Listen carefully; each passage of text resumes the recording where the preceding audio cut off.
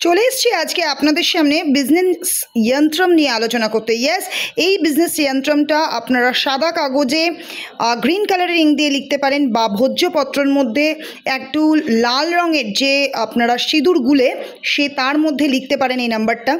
লিখে সেটাকে ল্যামিনেট করে শুকনো করে ল্যামিনেট করে আপনারা একটু ধূপ দ্বীপ দেখাবেন, প্রতিদিন শ্রীমন্ত্র জপ করবেন।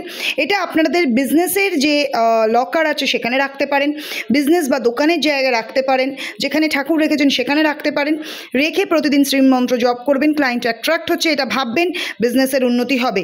এই যে বিজনেস যন্ত্রমটা এইটা লক্ষ্মী পুজোর দিন অবশ্যই সন্ধ্যাবেলা করবেন।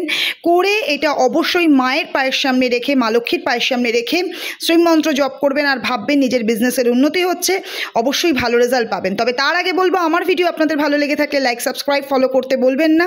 ইভেন সবচেয়ে বড় কথা, শেয়ার কিন্তু মাস্ট। Thank you.